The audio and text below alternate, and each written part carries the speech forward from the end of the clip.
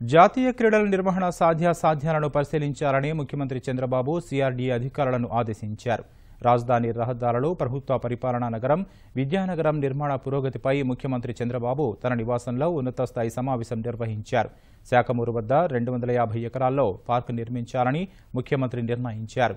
విశ్వవిద్యాలయాలు సహా వివిధ సంస్థల స్థలాలను ప్రజలు వినియోగించుకునేలా ప్రహరీలు లేని నిర్మాణాలు చేపట్టే యోచనలో ఉన్నట్లు మంత్రి నారాయణ వెల్లడించారు.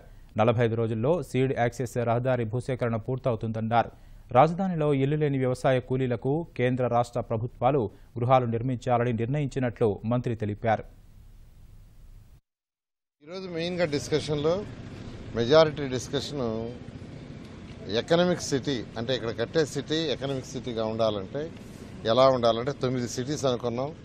ఈ సిటీస్లో ఈచ్ సిటీలో ఎలా యాక్టివిటీస్ ఉండాలనే దాని మీద మెకన్సీ వాళ్ళు ప్రజెంటేషన్ ఇచ్చారు.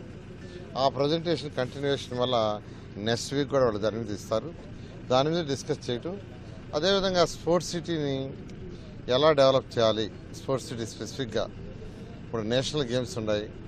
నేషనల్ గేమ్స్ని మనం ఇక్కడ తీసుకురావచ్చా లేదా దాన్ని పర్సూ చేయమని ఈరోజు సీఎం గారు ఇన్స్ట్రక్షన్ జరిగింది. అదేవిధంగా కొండవీటి వాగు, తర్వాత పాలవాగు, రిజర్వాయర్స్ మీద ఈరోజు డిస్కషన్ జరిగింది. నెక్స్ట్ డిస్కషన్లో కొండవీటి వాగు, పాలవాగు ఈ రెండింటిని ఫైనలైజ్ చేసి టెండర్ పోయేటట్టుగా ముందు జరుగుతుంది.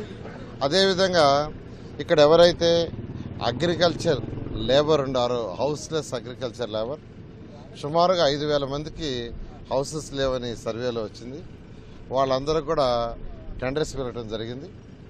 ఎవరికైతే హౌసెస్ లేవో వాళ్ళందరికీ state government, central government 3 lakhs subsidy చేస్తుంది. మిగతా 2.5 lakh వాళ్ళకు లోన్ ఏర్పాటు చేస్తాం.